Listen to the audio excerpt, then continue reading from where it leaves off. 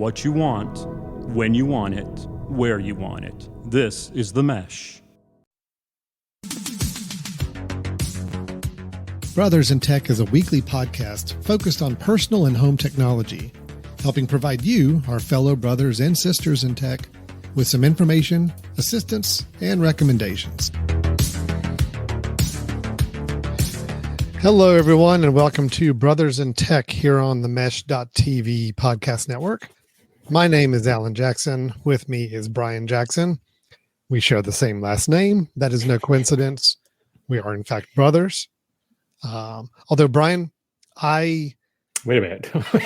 We are brothers, although... Wait a minute. I didn't know what this means. There's no although to the brother part. Okay. All right. Although, I would say that, people would be able to look at us and say, oh, well, they must be brothers because they seem to be relatively close in age. I think I've hit the midlife crisis point in my life. I actually had someone call me elderly the other day. Oh. And especially when I was next to a friend of mine who is also the same age I am. They were told that they look like they're in their 30s. And when asked how old somebody thought I was, I got an age much closer, several years older than my actual age. So wow. So I don't want to clarify for everybody. Brian is my actual brother. We're only a very, very small number of years apart. I'm not his father. I'm not his uncle. We are brothers. So I'm making sure it's really clear with everybody. Yeah. Yeah. One of us has decided to get rid of the white hair that's coming in and just not let it be as visible. The other one is embracing it, deciding to show it off and face as well as, the I came hair. I get it this morning to shaving all this off. Did you? Yeah. All which part? Just this? Everything. Yeah. That too? No, mainly face. Okay. All right. No, I'm not ready to part with the hair yet. Yeah. There's still like coloring products or something I can use for that, right? That's right. Yeah, your hair is still flowing. It still works. I gave up on that quite a while ago. So anyway, I'm sorry about that. Elderly? Really? Well, what it was is we were doing some interviews for a show we do, and we were at a place, like an amusement park type place here in the area, and interviewing people that were working there. And somebody made a comment. One of the girls working at this park said, "Oh, this elderly person the other day tried to hit on me." And we were all curious, like, okay, well, what is your definition of elderly? Oh, I thought they were talking about you. No, okay. No. They're like, What is your definition of elderly? Because you referred to somebody as elderly. We want to know. She's like, oh, elderly is like, over 50. I'm like, okay. That's a problem. Wow. Because I'm just barely, but I am over 50. And then she was asked to guess the ages of me and my crew members. And my colleague who I was filming, who is the exact same age I am, got called like 38. And I got 56, I think, something like that. Okay, so I feel a little better now because it sounds like those two comments were disjointed. It wasn't that person walked up to you and were like, oh, well, you're elderly, right? So they didn't connect the elderly to you right away, did they? No, but you connect the dots there. I know you connect the dots, right? But I'm just wondering, like, the challenge, whether she realized midway, she goes, oh, well, if I said 38 there, I better kind of jump up on the other, but maybe didn't connect the fact that I've now categorized that as elderly. I don't know. I mean, what I'm taking from this is that, according to her, you are elderly and I am not, and I think that is just fine. And that's where I'm very upset. That's where I'm very bothered. Yeah. I mean, anyway, so I'm a little bit bedtime. Is it? Is it time to go to the K&W or what? I will be honest about this. Okay, right before this podcast recording, you know what I was doing for the half hour before? Taking your pills? I don't know what. I was eating dinner on a TV tray, tapioca pudding, watching Wheel of Fortune. Yes. Oh, no, that's perfect. That's perfect. There was actually a moment, Brian, where I sat there, honestly, like right in the middle of the show. I just kind of stopped And I looked at me, looked all around. I'm like, what the hell, man? This is it. It's a self-fulfilling prophecy. I get called elderly, and now I'm just doing elderly things. You're yelling at Pat Sajak. I sat on the porch Halloween night to give out candy, and I probably spent more time making sure the kids weren't walking on our lawn and using the sidewalk to come up to the front porch. I was ratioing out the candy. Like, no. Yeah. Three pieces is enough, buddy. Man. Oh man. It sucks being elderly, doesn't it? It seems like it. This is what it is. So I've been in a little bit of a funk the last couple of days. Plus, I know this is a show about technology, even though we haven't talked about technology yet at all in the 5 minutes we've been running. And I know that that's what we're here to talk about, Brothers in Tech. We talk about home and family and personal technology and tips and tricks or ideas or recommendations and so forth. I'm not in the mood to talk technology tonight, Brian, so I'm probably going to let you do most of the talking. I had to deal with a massive, for those who aren't kind of aware how websites work, we manage, I'd say there's probably about 30 some websites that I have a hand in overseeing and managing and keeping tabs on. And we use a hosting company to do all the hosting of those sites for us. And they guarantee, of course, like 99.9% uptime that they're always going to be up and running. Well, this morning they went down for about 6 hours, maybe close to 7 hours, which is really long for a company like this.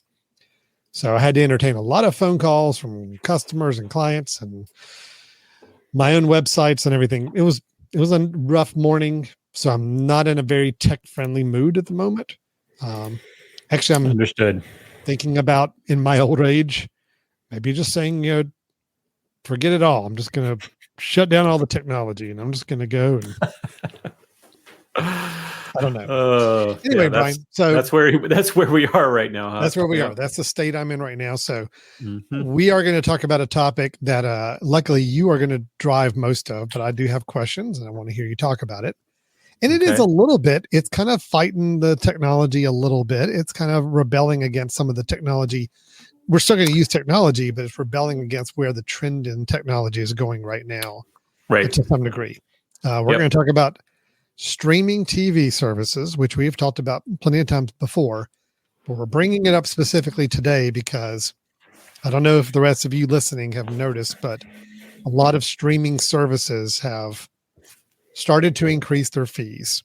Now it's being ongoing. Every service kind of incrementally increases its fees, but it seems to be like a wholesale increase. Apple's doing it, which is the first time they've done an increase of their offerings, their Apple TV Plus and so forth. YouTube TV, I don't think has had a recent, like in the last couple of weeks increase, but they've increased several times in the past couple of years.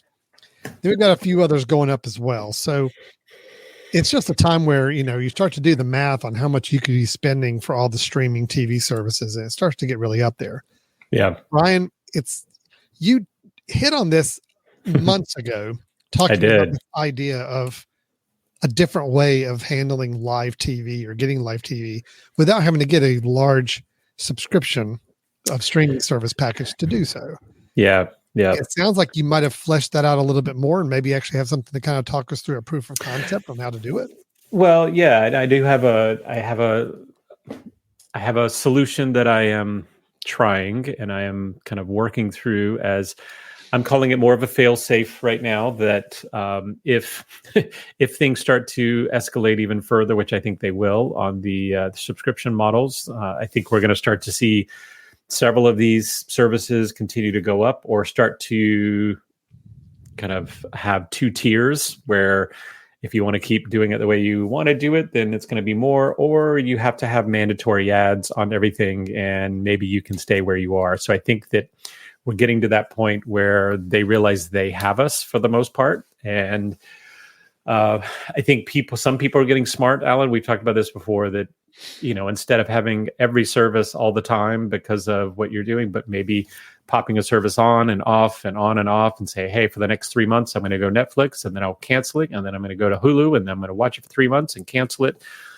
I think they realize some people are doing that, and the way it's almost like a fitness, a health center model. That's like every time you come back, it's probably going to be a little more expensive than it was the last time, and because I know you're going to be leaving me soon, so I need to get what I can from you in the moment. So I don't know. It's gotten pretty frustrating because I cut the cord from cable.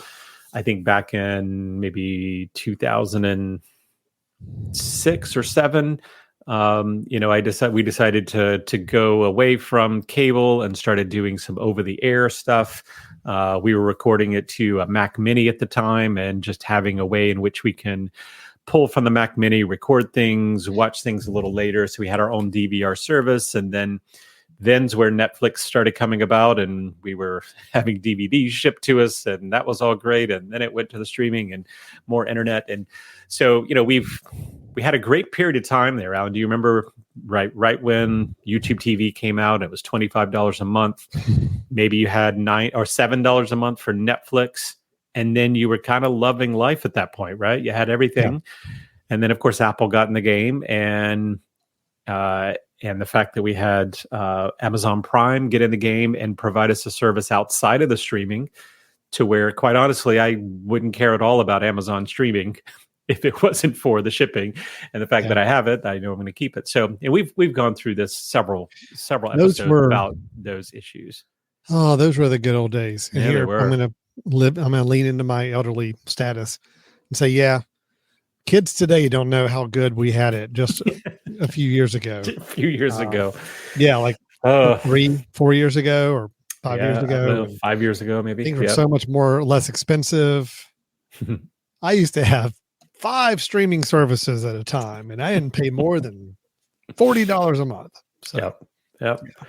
So, right now, like I said, Alan and I we've made it's been no secret that we love YouTube TV. And I personally I think they buried every other live TV service by their quality of their interface, how good their streams are, how quick their streams are. It's been really good. And it says a lot when, like I said, I got into them when they were $25 a month, and then it went to $35. And then I remember going to $49, and then it jumped to 70 something or 69, and then 70 something. And every one of those times after about 40, I kept saying, I don't know if I can do it. And then sure enough, they'd put out new channels, they'd make new features, and they've really kind of upped their game to where it's hard to leave them. It's hard to leave that service. But I've started realizing lately that maybe, right, now they have so many things going on that maybe there are things that we're just not even touching the surface. And I'll tell you, Alan, from my perspective, what has led me to this epiphany within the last couple of weeks of really wanting to try to make a change was my wife and I think I told you, we jumped into Game of Thrones about 2 or 3 months ago.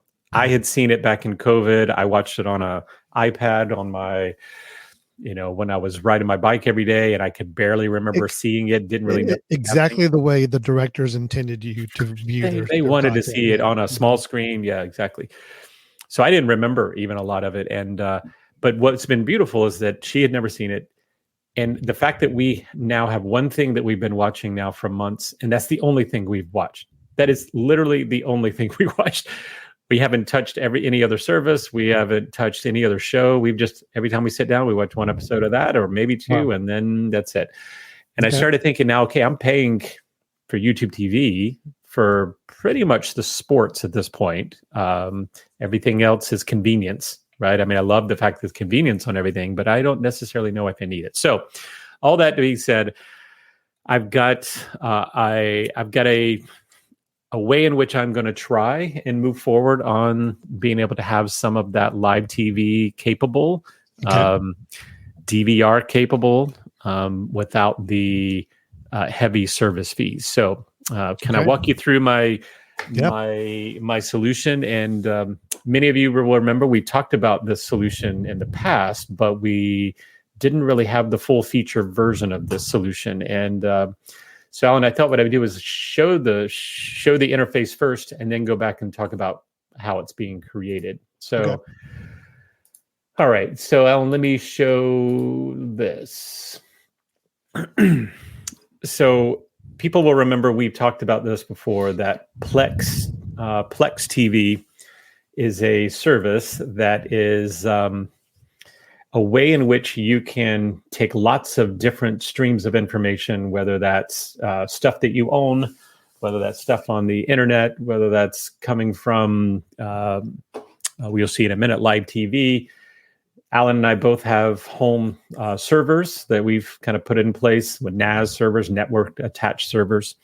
And that allowed me to do backups and store away my movies and all of that. So once that happened, I needed this interface to it. And Plex was the interface that we used. Alan used it well before I did, and I started kind of being jealous of the way he had it rolling. So just so you know, this interface right now is on a website. I can access this on Apple TV, on a Roku device, pretty much like anything else that you would access, maybe Netflix or Hulu, one of those. And you're looking at my home right now, which gives some channels, and I'll show you how we're getting those in a minute. Shows that are on right now, which is coming from a couple different services, both the over-the-air TV that I'm pulling, as well as has capable of doing kind of streaming live TV. Mm-hmm. And then there's a number of movies, and movies are the things that I have access to, as well as some freebies that are built in here, as well as things that Alan shares with me. So there's lots of opportunities to be able to watch content. So if I just go down the left side over here, the movies would be the things that I have downloaded already. They are my movies. They are things that I've put in a server so that I can stream them from a server in my house. Brian, I'm sorry. Yeah, don't. It's not me. It's not me. Don't say it. You did say the phrase, "my movies." These are my movies, and I just want to. I mean, compared to yours, podcast, people that are listening are not seeing the selections of movies that I am seeing on the screen right now. Let's just say Brian's batting maybe 40% on what I would consider. Okay, I'll slide over. There's some better ones, but then there's also some not so better ones. You've been still Magnolia's fan. That's your thing. Yeah. Let's just say some of these are my wife's and some of them are mine. Alan, would you like to jump over to your movies and let's critique all of those? Sure, bring them on. I have no hesitations on mine. Oh my gosh! No, that's I have a reason for every single movie. I have a reason for every single movie that's in my Plex library. Well, I have a reason for each of these. They're just not necessarily reasons I'm proud of. For all the way through. But so the movies, just so you know, I can click on one of the movies and it is now going into my server and pulling that movie up. As you can see, I can scan through, do what needs to happen, be able to watch that show. And then the nice part is it also has the ability of keeping track of where was I in that movie that I was just watching, so that I can pick it up later. TV shows, all of that, right? TV shows that I have downloaded. Music, which I don't use, home movies, which I do, which we have some home movies that we're keeping. So that's all great, right? These are good options for if you already have content that you can watch. Where I wanted to expand this, and where I had not done that until probably in the last 2 weeks, is live TV. So I'm going to click on the live TV tab. And right now with live TV, you can see the guide is, just now downloading. There we go. Yeah. You can see that there are TV channels, and these currently are TV channels that I'm getting from an antenna that is pulling the over-the-air live TV channels, the old bunny ears, right? This is bunny ear TV, which is still available. If you didn't know, it's out there. It's actually continued to advance. There are 4K options that you can pull from over the air. HD has been around for a while. It's actually one of the best signals you can have if they're pushing out, the HD or the 4K. But what's nice about it is that if you are in a place or in a location in which you can reach some of these channels, you can now have that antenna pump into a tuner that would then pump into your internet, so that you now have access to what's going through that tuner. So what's going over the air is now being pumped into my internet system in my house, and I can then pull it from my Apple TV. I can pull it from, as you're seeing here on the web. So if I just wanted to watch, let's say this first channel is ABC, and you'll notice that it takes just a second here to, kind of connect. But once it does, right, and so a little pause there. It always does that when it connects. But once it kind of pipes in, then it's going to roll. There we go. So now this is the news just pumping through, and you'll see it's a pretty good picture, right? That's coming through. This is something I could do full screen on the Apple TV, on whatever screen that I'm working on. Yeah. So remind me again, you said the components so far. So you've got this antenna. Yep. And I'll go through those specifically, but antenna. Antenna is going into a tuner. Okay. Which is tuner, like a separate piece, a separate component that has it's basically the way to convert the antenna signal into a digital signal you can use. Right. Yep. So then the tuner is feeding into your home network. Yeah. So right now, you could do this without any other component other than plug it into, let's say, your Wi-Fi router. And it would know, okay, there's a signal coming in, and through this tuner that is then going into the Wi-Fi router, and your Plex, which could be located in a couple of different places, but it is then tapping and saying, oh, that's a source that I want to pull from. Now, I also have that other component, which is our home server. That's where I put my backups. That's where I put my movies. I have that going into, so Plex as an app is looking at that server. It's also looking at the tuner and saying, cool, those are two places I can get information. It's also looking at the internet and saying, there's another place I can get information. So it's taking those 3 bits of info and basically combining them for ways in which it can deliver content to me. Okay. I'm following you. Yeah. So, and if you notice here, this is stuff that I just paused this. I just paused live TV and I just restarted it. And the reason that I was able to do that is that I am also, this is the first service I'm paying per month right now for the DVR capability, which is, okay, that live TV can be paused, can be recorded, just like it would be on a cable box, just like it would be on YouTube TV. Okay. Now that right now is, I think, $4 a month, $4.99 a month. Okay. So my test here is I can do this without the DVR. I could say, no, I'm not going to pay a thing per month. And I would still be able to pull up live TV, but it would just be pulling that live TV up. I couldn't record it. I couldn't stop. You're joining a show live as it's going on. Yep. No rewinding, no pausing. Right. So the question is it worth, the $5 a month to have this live TV? Now, I'm going to go back here. I'm going to stop this and go back to the channel.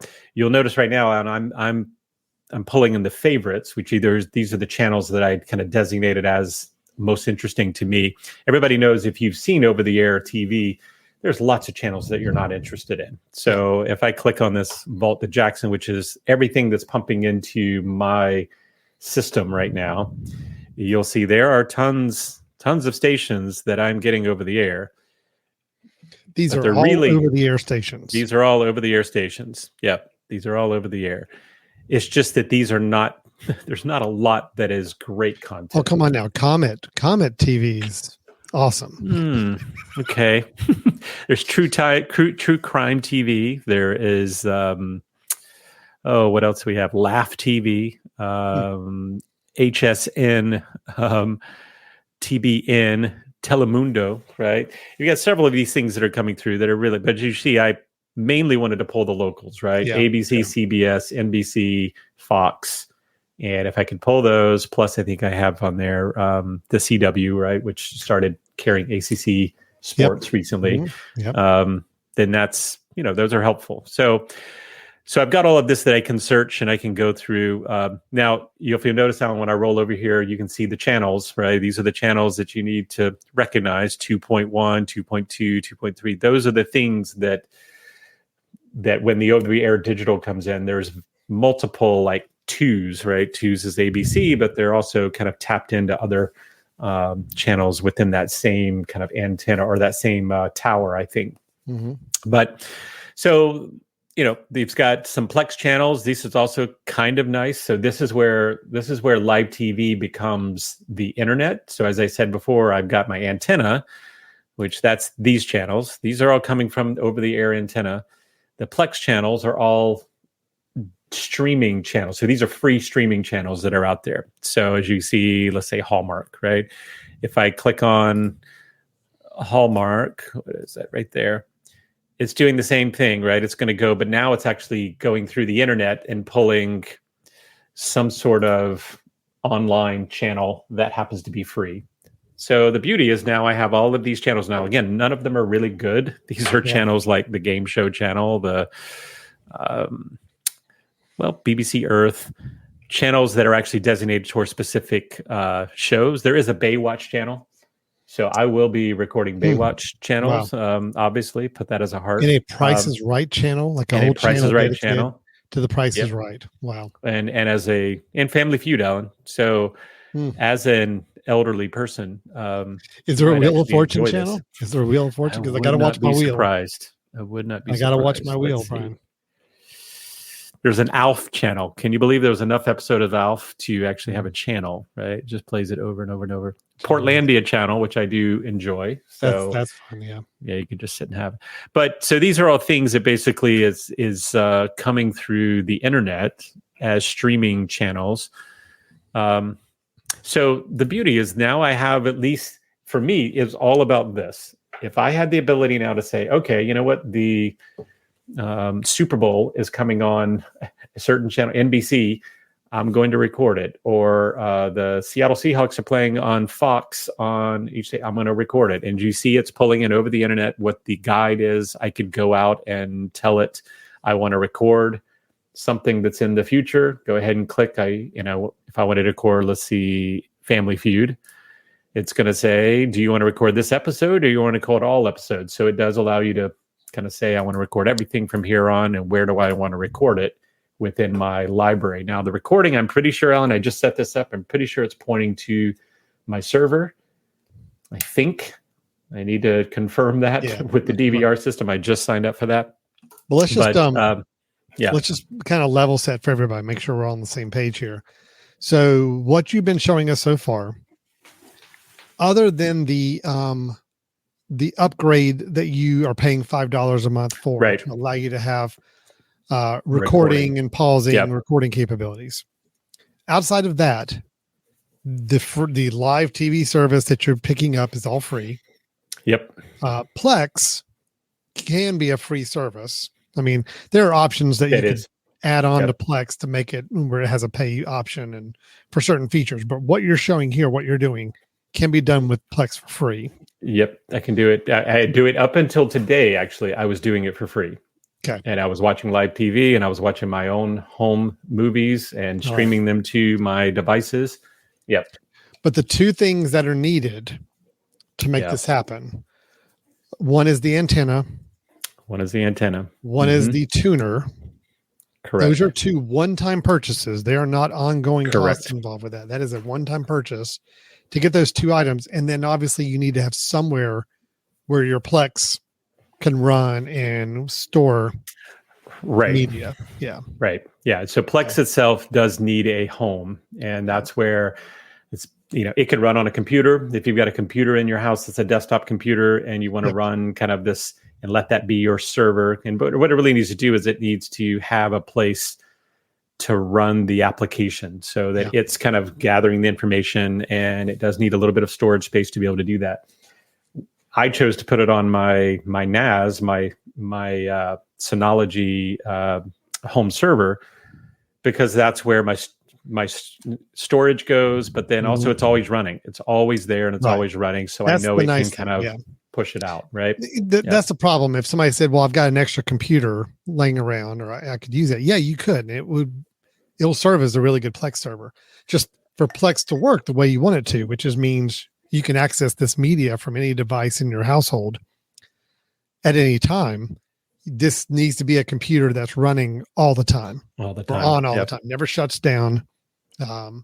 If you've got a computer that can do that and maybe stash it in a corner somewhere, that's great, because it can be your Plex server. But if you try to run it on your own laptop or your own computer, that's like your if I ran it on my laptop that I take between home and work, every time I leave my home with my laptop, the Plex server is going with it. So that means there's no more Plex inside my house.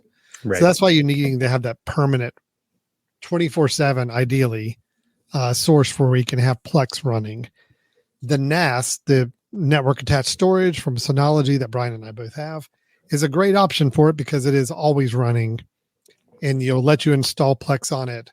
Makes it pretty easy, and it's self-running, and it's always there. So it does other things too. I mean, I think you and I both bought it for the storage. I'm going to store my photos there. I'm going to store my movies there. It's my way of keeping a backup of things. But it also has a processor, which means, well, okay, if it's backing things up, it's storing things, and it's able to run, and it has a processor, now I can tap into that. But we talked about it before. You could do a Raspberry Pi. Mm-hmm. Right. You could get a small Raspberry Pi, configure it so that it had, enough kind of capability to be able to at least run as long as you had other things pumping in. So for me, I started looking at, I think you and I talked about this a long time ago. I'm not a fan of subscriptions because I get nervous and think at what point I'm ever going to stop this, or am I kind of sucked in forever? Right. So I'm trying to get to the point where I have these one-time purchases, and those purchases make sense to where they're going to pay off eventually, and that they're useful enough for me to be able to have warranted them. So what I chose to do, I have an antenna already. I had an antenna from back where I cut the cable back in 2006. I realized it was in my garage. It was up in a storage. So I said, let me pull that down again. Let me see if that would still work. We now live closer to Portland than we used to. So I figured, well, if it worked when I was further away from these stations, it should work better now. And it does. Then I needed the way in which to have the tuner that would decode this. Now realize if you wanted to do just over the air viewing channels, and you didn't want it to have happen through an Apple TV or anything else, if you have a newer TV, most of your newer TVs are going to have a tuner built into them. So you could just run an antenna right to the back of your TV into the coax cable, and then run your TV and say, search for TV channels. Mm-hmm. And it'll go through and say, oh, well, I can pick up all of these because it has a tuner. It has most likely, if it's in the last 10 years, it probably has some form of tuner built into it. So that therefore you wouldn't need another device. The problem is that antenna is running to one TV, so that one TV is going to pick it up unless you have, like I did at my old house. I used the cable that was throughout the house. Cable used to come into the outside of the house, split to all my TV jacks. We got rid of cable, and I just hooked the antenna to the outside of the house and let that signal be split already. So I already had a place. I just plugged the antenna on the outside of the house, and every TV outlet could then be plugged to a TV, and they could independently pull from that antenna. Nice. That's a really slick, cool way to do it. Like if you have cable already running through your house, go get an antenna, and you don't want to do cable anymore, go to the outside of your house and see where cable normally came into your house and was split. Unplug it, plug the antenna into it, even if it's just bunny ears on the outside of your house, and then go and plug into one of your cable jacks and see whether or not you can pick up channels. Because if so, you could actually use multiple TV jacks. You could have multiple TVs doing different stations. They don't have to be pulling the same thing. So that's a nice piece. What I wanted, obviously, was to get this all in one. I've gotten used to the idea of an application going through kind of a streaming Apple TV box and being able to kind of click through. So that's where Plex comes in. It becomes your all-in-one way of delivering your content, from things you own to things that are on the internet to things that are over the air. And so far, I'm digging it. Alan, let me walk you through really quickly so people do know generally how much some of this might cost if you wanted to do it like I've done. So first of all, we'll show this one. This is what you and I both have, right? This is the Synology, the Synology NAS. This is a 2-bay, which means there are 2 hard drives in it. and that's purposeful. It either means you get double the space, or it means one can back up for the other, which means they're constantly securing each other. It's a little pricey, right? $250 to have something, but that's $250 without the disc, by the way. Yeah. You've got to go find the hard drives to go in it. Now, I bought used hard drives from somebody that were not that expensive, threw them in. Luckily they work, but you might be looking at another, I don't know, $100 a drive maybe to get really good ones. Yeah. It's a pretty safe assumption. Yeah. So if you want this is network home server, right? That's kind of a bigger deal. Then, maybe you're talking $450 to get something that can probably handle your photos, handle your videos, handle your movies, handle even recordings as we're talking about here, right? Not a necessity for this process, right? But you do have to have some sort of computer. Well, and the reason this is called network attached storage is it connects to your network. It does not connect to one computer. Right. One PC. It goes connected with an Ethernet to your network. So that means anybody on your network could conceivably have access to this if you wanted them to. That's why it's so great for having Plex on it, because you could have, an iPad in one room, a TV in another room, a phone in another room, all pulling stuff from that server. And because this NAS is on the network, anybody on the home network has access to it. Yep. Unlike a cable that's plugged into a computer, meaning only that computer has access to it. This is truly a network environment for this. So, yeah, they're great. And I've been so happy with that. You basically turn it on once you set up the first time. It's kind of foolproof. It just sits, and I can hear it running all the time, but that's what it's doing. It's constantly backing things up and pulling things. Anytime my phone connects to the Wi-Fi, it's trying to back it up as well. So it's kind of helping me to save things. But the beauty of it is it has a processor in it. And given that it has a processor, it has its own computer built in that you could then also run. We talked about running, what is that, Alan? The Homebridge, right? Which it converts things that are non-HomeKit into HomeKit signals. It also can obviously run as a Plex server, as we're showing here. So that's one piece that I already had, right? I already had that in place. So therefore, it wasn't just a brand new purchase for this. But since I had that, one thing I did need, and this is where I found this in my garage. This is what my antenna looks like. It's a little bulky, right? So that's probably, I don't know, 18 inches tall, maybe, from some top to bottom. This one is supposed to reach about 60 miles. So that would be if it's out on your roof or out on the side of your house and it's directly pointed, it should be able to pull from stations that are about 60 miles away. Now, where I live now, it's about 3 or 4 miles. So the fact that I'm that close and had this an antenna that is well over what I need, right? I don't need this antenna anymore. But what it did allow me to do, Alan, is my antenna now is sitting in my closet, mounted to the wall inside the center of my house. So it's nowhere close to an outside wall. It is actually probably 20 feet from an outside wall. It's in a closet in my office, which happens to be where my internet boxes are. So I know I can just plug it straight in there.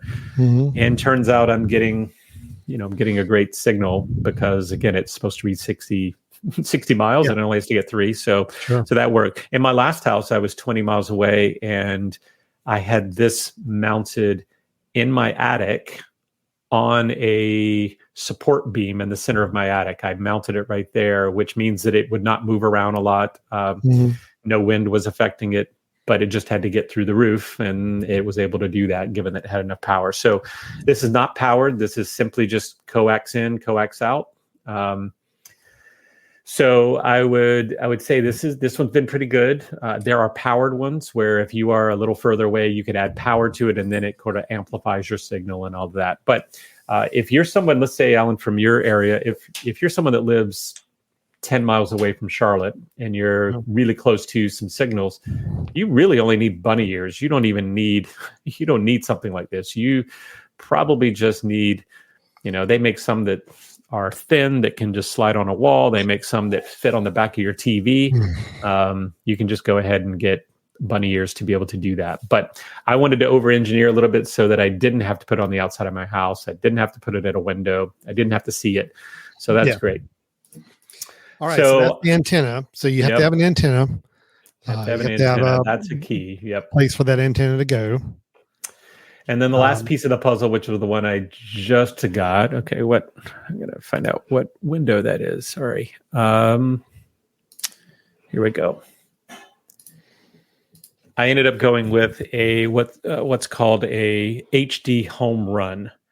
And I over purchased on this one as well, and probably did not need the $200 version there. So maybe I think about a $100 or $80 version that would have been just fine. The difference is that this one has the ability to, Alan, you see that there, it's the 4K ATSC 3.0, which means it's able to also pick up a signal if someone puts out the 4K signal. So I kind of wanted to future-proof it a little bit. So in case there's a better signal, the 3.0, Portland does have some of the 3.0 signals.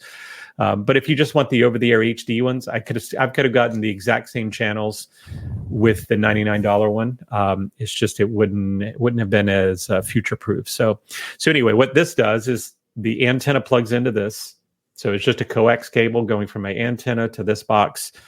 This box has power, and this box has an Ethernet cable that goes into my network system somewhere. Yeah. It could go into my router. It could go into my NAS. It just needs to pump in somehow so that my Plex can go, oh, wow, I'm noticing a cool signal coming in. I'm going to see if I can use it. And sure enough, it sets it up pretty easily. So now that's antenna, tuner, and the NAS for me is what I have money in, right? I have those three things that have been purchased. There's no recurring fees with any of them. And with that, I can get live TV, local TV, all throughout my house because I already have Apple TVs being able to access apps that are going to access that Plex already. All right. So just kind of, right. So we got those pieces. Now, how do they work together? Like how I understand the antenna going into the home run, the tuner there, that makes sense. But then for the tuner, the home run to communicate, it plugs into your network.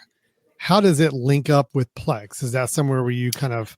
It was actually I was amazed with how seamless it was. What I did is I plugged it in to the network. I went to the Plex and I said, live TV, and it said, ding, ding, ding. I noticed you have a HD home run, right? Oh, wow. Literally it recognized on the network, hey, there's one of these. Is this yours? And then I said, let's set it up and use that for live TV. And then of course, it's already connected to the internet. Plex is, so it's pulling channel guides and all of that information across the internet. But the home run, the tuner, there's not anything you have to do any kind of direct administrative step up or go into. You really just plug it up and that's it. Yep. You can almost think of like a booster or something, right? It basically is taking a signal, converting it, and saying, here you go. I'm just pushing this signal out to your internet or to your network. And it happens to be that Plex is smart enough to see that kind of signal coming into the network. Well, that's pretty easy then. It's very slick. Yeah, very slick. So that right there is what I have going now. So what I'm realizing this allows me to do, I still have YouTube TV. I haven't cut the cord yet, but this would allow me to, at any of my TVs, be able to open up my Plex app, which, by the way, is an app that could be on your Roku or on your Apple TV. When I open that up, I can now see all these tabs that I just showed you a minute ago. I've got movies. I could pull down a movie from your Plex, from my Plex, from the free over the internet stuff. I could go to live TV and watch the local news or the local game that's on. I am thinking about potentially doing the $4.99 or what's another part that makes me feel good about Plex. Plex has this, where $4.99 allows you the recording. You also can do a lifetime payment, one-time payment. I think it's $115, and then you get it for life.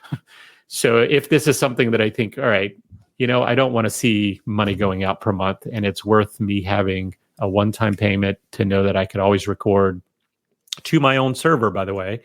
So that's why they can do it. It's really a service that allows you to pump to your own server, which you have. So they're not having to, have their space kind of taken up. So, my hope is that even at the worst case, Alan, I had, let's say $400 into a NAS server, which was already there, by the way. I wasn't buying it for this case. Yeah, I was going to say, let's clarify on that, because the actual purchases you had to make this thing work were the tuner and the antenna. Yeah. So what? $200 to $300. So it was $300 for me, but I tell you, if I wanted to do it on the minimum, what I needed, I could have gone with, say, a $60 tuner and probably a $20 antenna and still do it from my location. Okay, and it will vary by people's location. Because I know mine, Yes. I would need a much, much more powerful antenna, because I'm not anywhere as close to some of those signals. Sure. And I have a lot of trees all over me. So I've got to figure out how to do that. But let's say you put $100, maybe $150 into the hardware. You're right. You already had the NAS, and the NAS is being used for other purposes. So it's not like it's only for Plex or only for live TV thing. But that is something to keep in mind for anybody who wants to do this, is that you do still have to have somewhere to run the Plex server and to store all the things you're going to record. It's a storage, and it's a processor, a computer to run the Plex server. Yeah, NAS is a great solution for that, because it does both, gives you the storage and it runs the application, the Plex, but it's pricey. So, Yep. So, Alan, I just pulled up this. I've become kind of in love with this particular website. There's several of these out there where you can find how close you are to antennas, or I'm sorry, not antennas, but towers, to be able to get at channels. And so I put up, this is correct for you, right? Yeah, Newton. And of course, is that about right? Or Hickory? Can you do it by zip? Do 28601. Yeah. Okay. 28601. Yeah. There you go. Okay. Yep. So what this allows you to do is you can tell it, okay, I'm looking within 100 miles, I'm looking within 60 miles, I'm looking with 45 miles as to what's there. And then also on the right of here, you can see the strength of your signal, supposedly from where you are, and which of those signals would be kind of within range for you. And it'll also help you kind of recognize what kind of equipment do I need. So at the bottom here, you could press the button of get an antenna recommendation for my area, right? To be able to pull. And so for you, you can see there's one here. What is that? Is it going to tell me which one it is? Let's see.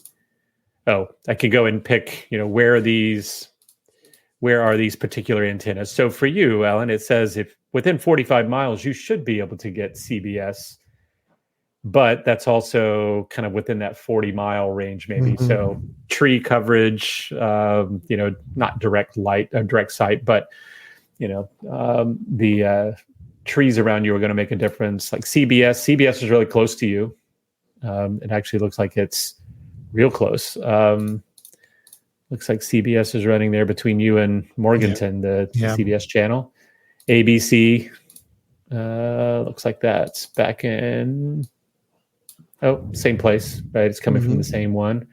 So, you can look and see, like, where am I getting? NBC is a little further away, but it's still within that 45 miles. So if you had the same thing I did, which is supposedly for 60 miles, on your case, you'd probably want it maybe on the outside of your house or back under a way that it's not inhibited by a wall, but it doesn't necessarily need to be on your roof like they used to be. I don't think that's the case. I've never had one on my roof. I've had this particular one on the side of the house and kind of hidden under a overhang so that it wasn't visible. But I think there are ways to look into it to see, like, I would always overplan for the antenna. If it says you're 45 miles away, I'd get something that's at least 60. If it says you're 30 miles away, go ahead and get at least a 50, because I don't trust this. I think those are saying that's where you can reach it, but you also need to be in a really good clear line of sight. And there are certain times of the day that it might be cloudy, that it's going to cut down on some of your reception. Okay. But there are ways of doing it. And given that it's such a cheap output, it's one time, You could get a cheap tuner. You already have Allen. You already have the NAS. You already have Plex. You could find a way to kind of throw one antenna up and throw it out back and pump it into your system and just see what you can pick up. And worst case, you could get some local stuff on a time where you get really frustrated with YouTube TV and decide to just yank it for a few months. I have thought about that too. Is like, let me just cancel for a few months, see if I can get by. Yes, I can still try some other things. Maybe I can go and get a short-term, cheaper access if I need to see a sport or, just find a show that I get super sucked into, and all I need to do is watch that show and nothing else is to save me a little bit of money. Well, and here's another option to keep in mind. I mean, yes, you're talking about the local channels. This is a great way to consider getting those local channels. Obviously, in your area, the list of channels you said that you were available over the antenna is a much longer list than ones I've got here in my area. But here's another option to keep in mind is that, yes, you're getting all this for basically free, except for those two upfront purchases you're having to make. Right. There are some streaming live TV services that are much less expensive than YouTube TV that do not have live channels. That's why they're able to be a lot cheaper. Is they don't have, local channels. They don't have locals. Philo is an example of one. Philo, that's PHILO.com, is $25 a month. You get 70 channels of live TV. The thing is, they don't do local channels. So that's one reason they're a little cheap. And there are some channels that aren't on there that might not be some of the typical ones you see on some other services, but they have a lot of channels. A&E, AMC, Comedy Central, Discovery, Food Network, HGTV, History Channel, so on and so forth. So there's a lot of them. There's a lot of good channels. So you got to think, if you're somebody that likes having all of those as live channels, that you do like having all that flexibility, but you don't want to be paying $75 a month for YouTube TV, and you're willing to go out and do the antenna and piping that in using that tuner, then all of a sudden, you could have it down to two services. All right, Plex TV, I go over to for my local channels and my own movie collection, but then I can also flip over to philo.com, and that just be for these other 70 live channels that I do like to watch. So anyway, it's not a perfect solution because you're having to go to two different places, but if you're really wanting that variety of channels and you don't want to spend as much money as you are now, or you don't want to get into the $75 a month plan with YouTube TV, this is possibly a way to get around that. So I don't know. Yep.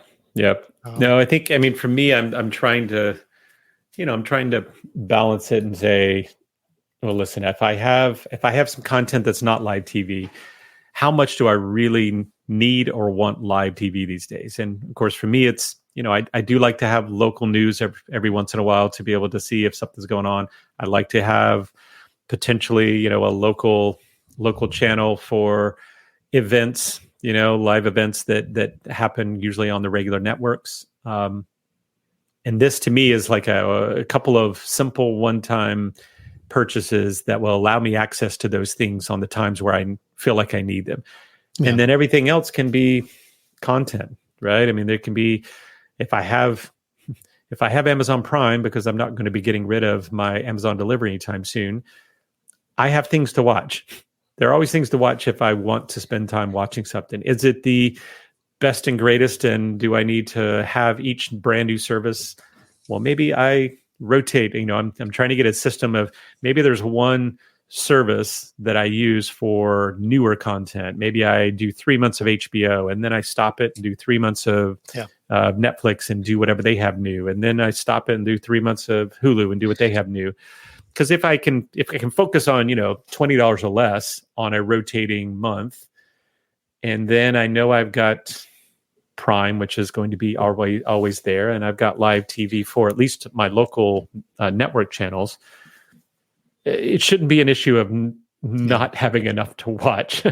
It's just an issue of, do you want the convenience of everything to watch? And that's kind of where we've gotten to, right? Is that it's so convenient to have everything at your fingertips. Yeah. I've become quite the master in starting either free trials of channels and setting myself reminders to switch it off once we're done watching what we're going to watch. Or if it's something that doesn't offer a free trial, or we've already used up our free trial, getting 1 month of a service and knowing what all we're going to watch in that month to make use of it and canceling it after 1 month. Yep. I've got little reminders put in my reminders app that remind me anytime I sign up for a service, hey, 25 days later, go ahead and cancel this out and make sure you get that 1 month in. Just because we feel like, perfect example, Halloween night, we wanted to watch a particular horror movie, did our searching, couldn't find it on any service we already had, couldn't find anywhere easy and free. So we said, okay, well, we can get it on AMC Plus, but we have to sign up for a 7-day free trial. So we did. And then 5 days later, canceled it and we're done. So being a little diligent with it and being managing, you can kind of make the best of it, what you need. But the thing you got to watch out for is don't sign up for an HBO or Max or whatever it's called, which is, the most expensive standalone service right now. Don't sign up for it and then only have one piece of content you're going to watch, one show for a couple of weeks, and then you still keep it for months on end. You're not really using it, or you feel obligated to have to use it just to go check and see if there's something you can find to watch. Just turn it off. Turn off the subscription, and then just when a day comes up that there's a certain show or movie that you really want to see, and it's only on that Max service, sign up for a month, watch it, and then cut it off. It just takes time. It takes time and reminders, and it's time and reminders that the streaming channels are hoping we don't choose to invest into managing it. So they're hoping it is a lot easier. They're hoping for the fact that you forget. And just keep it in place. And they're pacing themselves. They don't want to give you all the content at once because they want you to think, well, there's something else coming. I'll just hang on a little longer. We cut Netflix probably about 2 months ago. Okay. Haven't missed it a bit because again, I had something else that I was watching that was totally enveloping. And personally, I'm thinking now I want to go and find another show that had many seasons, maybe Sopranos or something like that. So I don't have to make any decisions. We'll just go ahead, and that gives us a few months of content watching, which is great. Hey, Wheel of Fortune's been running for about. You know what I found? I've got Wheel of Fortune channel here, so I can just watch it the whole every day. The whole Wheel of Fortune anthology. Just watch all 40 plus seasons of it, and man, that'll set you up for a good while. So, Alan, on that note, though, you mentioned about kind of getting rid of channel or services, adding them back again. They haven't gotten to the point where they're really hitting you to join back again, right? I know when we first started with YouTube TV, they actually had this thing. It was like, hey, if you leave, by the way, it's going to be more expensive when you start back, right? Or you're going to have to pay a re-up fee. They're not doing that. I don't know about YouTube TV. Yeah, I don't know if they do or not. The other streaming services, by that I mean, they're not Max, Hulu, Paramount Plus, all those. No, there's no. If you cancel and then decide to come back a couple months later, they don't jack the fees up on you or whatever. The difference is that some of them do give a free trial and say, hey, get AMC Plus for 30 days for free. Right. Now, of course, if you cancel within the 30 days, you don't pay anything. If you do come back, you are going to be paying full price on the subscription. But no, I haven't seen anybody jacking up fees for people who are with them for a while and then come back. So really the only downside for the canceling, two downsides for canceling and resubscribing. One is you have to remember to do it and you have to be diligent. The other is most likely if you cancel, you come back, they're probably going to say, sorry, we don't have your watch list anymore or something to that effect. Yes. Not a big deal, right? If you get used to it, then you don't worry about of course I remember I've seen that, or then you're probably not going to want to pick up where you left off because you wouldn't have stopped, right? If you were in the middle of something. So no, that's not an issue. Really, the only issue is just convenience of reminding yourself to cancel it. Yep. And yes, that one time when after you've canceled it and you realize, oh man, there was something else I really wanted to see on that. You are going to have to sign back up and get another account or get another subscription started. That's the only drawback. But I mean, look, it's a lot better than spending money on a monthly basis for services you don't really need and can easily do without. That's right. Just takes a little process. Set yourself a reminder every month. Hey, go and review all my subscriptions. I do all of my TV subscriptions through the Apple TV platform. Makes it super easy. So that way I can go in and actually see all my subscriptions in one place and be like, oh, wow, I didn't realize I still had that. Let me go and cancel that one at the end of the month. So it makes it easy. All right. Well, cool, Brian. I think this is good. Yeah. Look, you've got a lot of live channels out in your area that you're covering, and you definitely get all your local stuff, which is good. Right. So that's great. And that's really one of the competitive advantages of a YouTube TV is that they're giving you not only live cable channels, but also your live local channels. And that's what really jacks up the price on a lot of those packages. So you're saving a lot of money there for that. Yeah. I mean, like I said, we're to a point where we're probably in another month or so, we'll say, all right, we've used this live enough. And if it looks like it's convenient and we can get around, we'll cut the YouTube TV and say, let's see. It's not as convenient. It is not as clean. It's not as super, usable as YouTube TV is. Because again, that app is incredibly good. But I would love it when I'm not paying that fee. And that's going to be keep going up too. It's I could see it being a $90 service before too long. Yep, and they'll keep most of their users because again, I think they've realized that they're actually created something that's better than cable, right? That they're giving a better product than cable was, and that took a while, right, for streaming to actually become a better product than cable was, because cable was always on, it was quick, you could change a channel and you can get there quickly. You can do that now with YouTube TV and some others like that.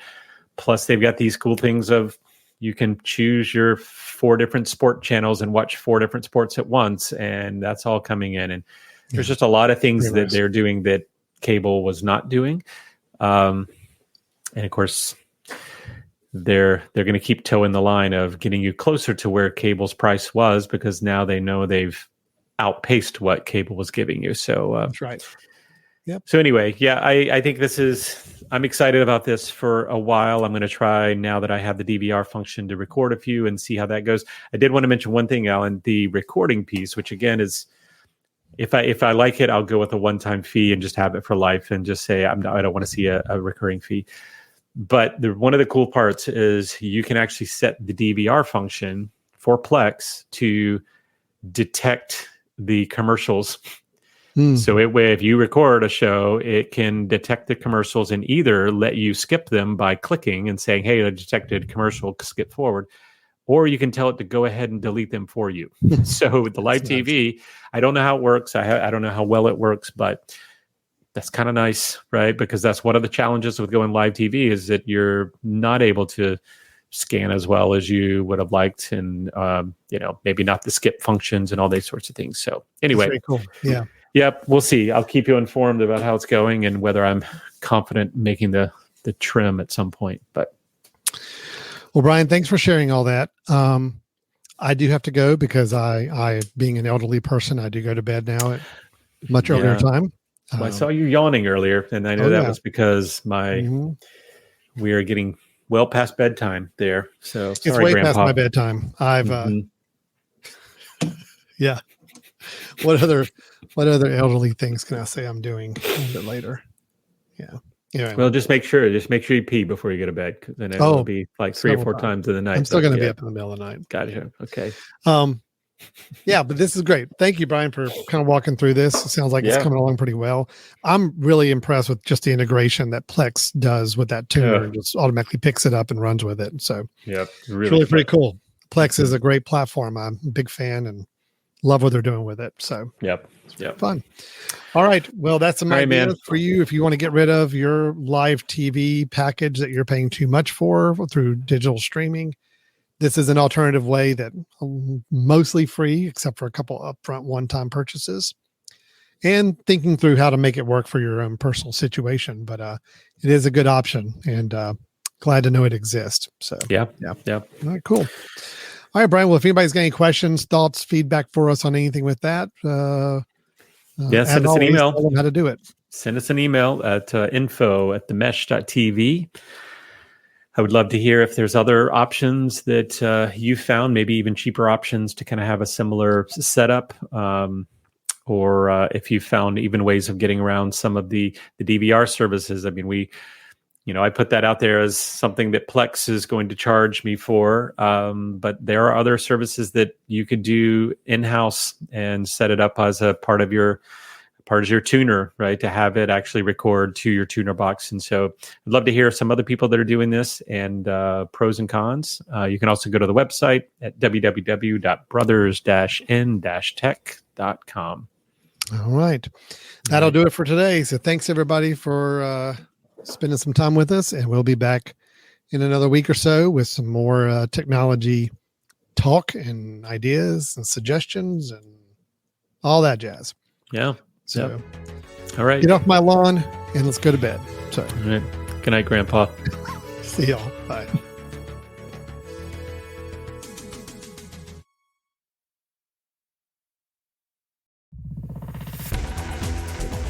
You've been listening to The Mesh, an online media network of shows and programs ranging from business to arts, sports to entertainment, music to community. All programs are available on the website as well as through iTunes and YouTube. Check us out online at themesh.tv. Discover other network shows and give us feedback on what you just heard.